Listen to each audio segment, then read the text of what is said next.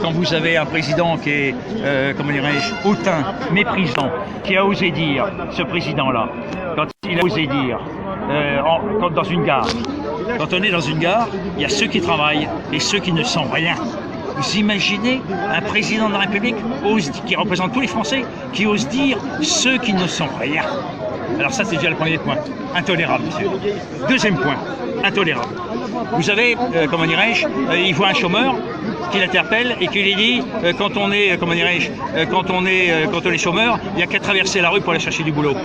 Vous savez, en France, on a combien de millions de chômeurs? Oui. 3 millions 6, 4 millions. Vous avez des 7 millions de pauvres. Les jeunes, absolument, j'y viens. Les jeunes de 18 à 25 ans, il y en a un sur 4 qui n'ont pas de boulot.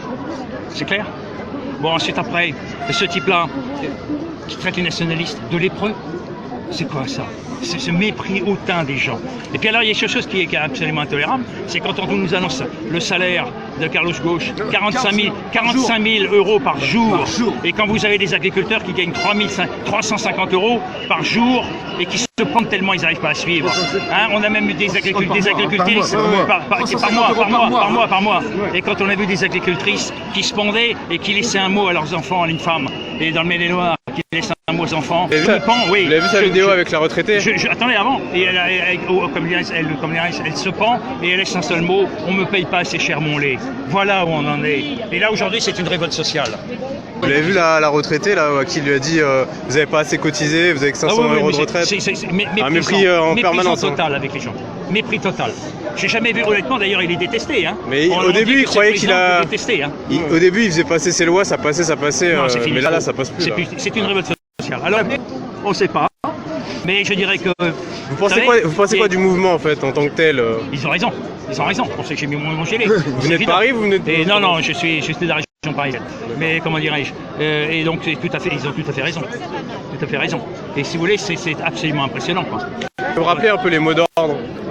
Les mots d'ordre, c'est le bon peuple qui, comment dirais-je, qu'on a marre, socialement, grande chose, c'est travail, ne travail. Et puis la fiscalité, c'est terminé. Donc ça a commencé par le fiscal. Je rappelle que pas mal de révolutions ont commencé comme ça. Hein. L'indépendance américaine, ça a été une révolte face aux taxes du thé. Hein. Et donc ça a été ce qu'on appelait le Boston Tea Party. Et puis après, c'est crescendo. Et puis il faut savoir écouter. Alors l'avenir, on verra ce qui se passe. Hein. Ça peut bien dégénérer en 1789. Vous allez continuer? Je pense que s'il faut, absolument, bien sûr. Tous les samedis ou... Tous les samedis, ça serait pas tous les jours. Vous savez, je vais dire une chose. Regardez l'Allemagne de l'Est, l'ancienne Allemagne de l'Est. Ils descendaient dans les rues, à Leipzig, wir sind das Volk, on est le peuple. Au début, et pourtant du CEFS à eux, ils avaient la Stasi. Ils avaient une police politique bien plus difficile que celle-là. Ils ont gagné, ils ont libéré leur pays. Vous avez un message au CRS ou... Les CRS, à la limite, on se demande pourquoi ils ne rejoignent pas le peuple. C'est évident. Mais ça va venir. Il faut rejoindre. Regardez-nous. Est-ce qu'on a l'air de terroristes et de salopards? Certainement pas. C'est une révolte sociale. Et finalement, il faut de l'égalité. Hein, de l'égalité sociale. C'est ça qu'on demande.